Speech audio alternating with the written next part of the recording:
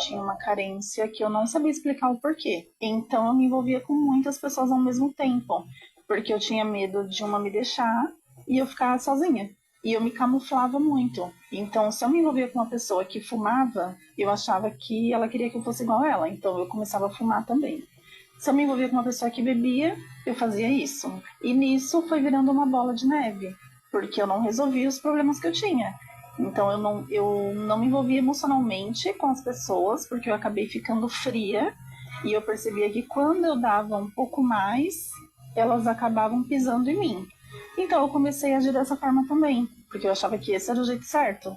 Então quando eu me envolvia com uma pessoa, eu tratava ela mal, eu fingia que não tinha nenhum sentimento por ela, que não queria nada sério com ela.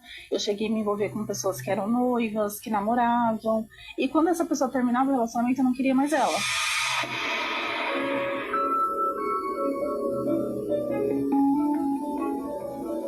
Por eu ter tido o meu pai que sempre bebia e eu via como ele chegava bêbado, então eu sempre falava, eu não quero me envolver com uma pessoa que bebe, porque eu não quero passar pelas mesmas coisas que minha mãe passava, mas eu queria ser feliz na vida amorosa.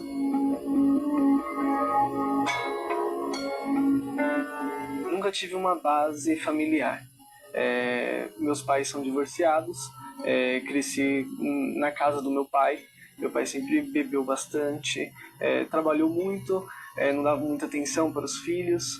E isso fez com que eu buscasse em outros lugares essa base familiar que eu tanto busquei. Busquei nas amizades, busquei nas ruas, um lugar para encontrar conforto. Foi no momento que eu comecei a me envolver nas drogas, na bebida, nas baladas, e isso fez com que eu me afastasse ainda mais da minha família. E isso fazia com que eu me relacionasse com diversas pessoas. Então, buscava em relacionamentos, buscava em outra pessoa aquilo que eu estava buscando, mas não encontrava em nenhum lugar. E isso fez com que eu falasse, isso não é pra mim, relacionamento não é pra mim. Se não deu certo com meu pai, não deu certo com a minha mãe, isso não vai ser pra mim. Eu desisto de encontrar o amor, né? Vou usar aqui, desculpa interromper, mas o Leonardo está falando exatamente o que nós falávamos há pouco, que é que ele achava que relacionamento não era para ele. Veja, tão jovem. E já achava, baseado nas experiências familiares, baseado nas más experiências que ele passou a ter e deram errado, ele já pensava, bom, o negócio não é para mim. Talvez você pense da mesma forma. Casamento não é para você. Às vezes, quando você começa a relacionar com uma pessoa, a pessoa se demonstra interesse em você, você já fala, olha, eu não acredito no negócio de casamento. Comigo, eu não prometo que vou casar com ninguém, não. Você não sabe nem por que você fala isso. A verdade é que você não sabe por que você fala isso. É por causa do medo e da descrença de que você possa ser feliz em um amor que você fala essas coisas. Você começa a repetir o que os amigos seus estão falando. Como você viu, não sei se você notou, tanto a Catriana quanto o Leonardo, eles começaram a fazer o que os amigos faziam. Ela, se a amiga fumava, ela passava a fumar.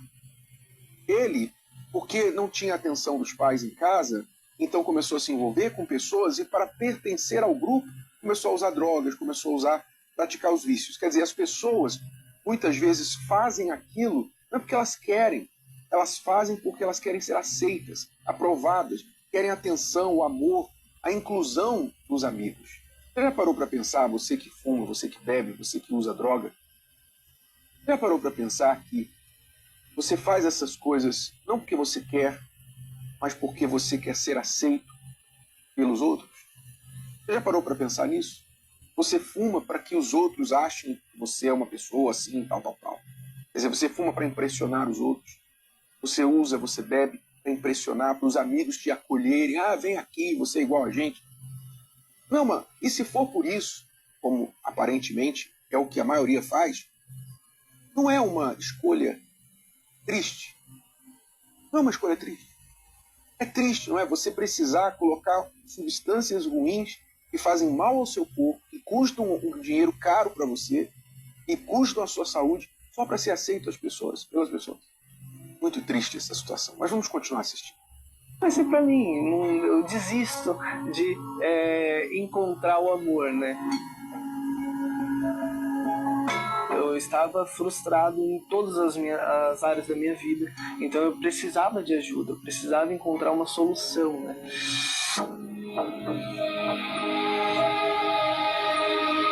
Eu era tão cega, né? Eu não me enxergava, eu não me valorizava. Então eu não conseguia enxergar que eu estava sendo usada.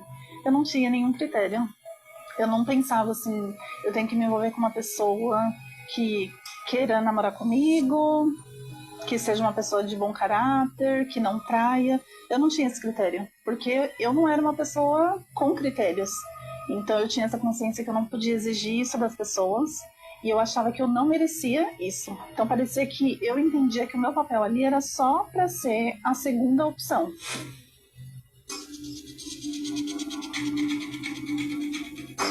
E nisso se tornou uma bola de neve, porque eu saía de uma pessoa e já estava com outra, e ficava me envolvendo com várias ao mesmo tempo, e trazendo o problema delas para mim, né? Querendo ou não, quando eu me envolvia emocionalmente com a pessoa, em relacionamentos, eu trazia a bagagem dela para mim e ia enchendo a minha mala.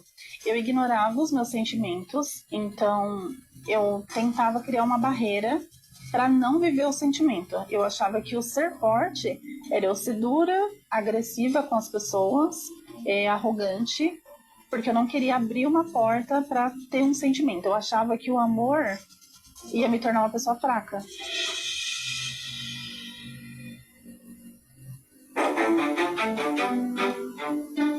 Eu achava que a terapia do amor eram para as pessoas que já tinham um relacionamento e que estavam querendo casar, ou pessoas que já eram casadas e queriam resolver um problema do casamento.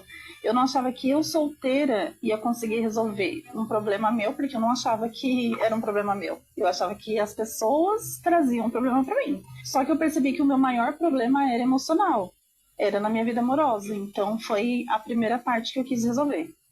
Então eu comecei a participar das palestras da terapia, inclusive aqui no Templo de Salomão, porque eu queria me curar.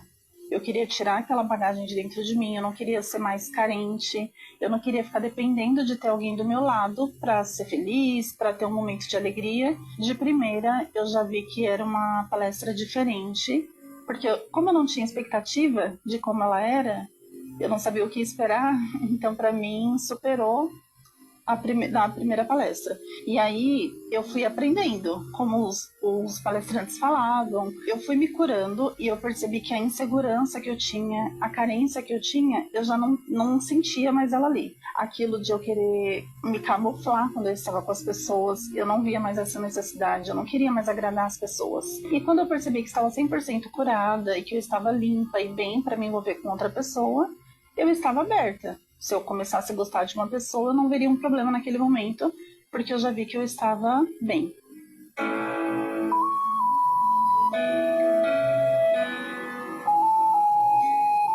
Eu e o Leonardo, nós nos conhecemos desde a infância, só que por um tempo a gente ficou longe um do outro.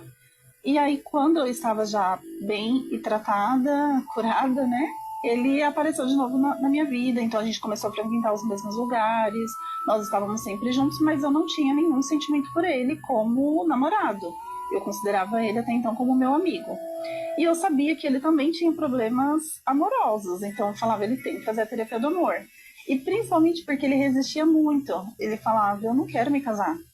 Não, eu quero só cuidar da minha vida, eu não quero me envolver com ninguém. Eu falava, tem alguma coisa estranha. Porque quem não quer ter uma pessoa ali do lado, né? Eu falei, se ele não quer, porque tem algum problema emocional também e ele precisa resolver. E aí eu comecei a incentivar ele a ir para as palestras.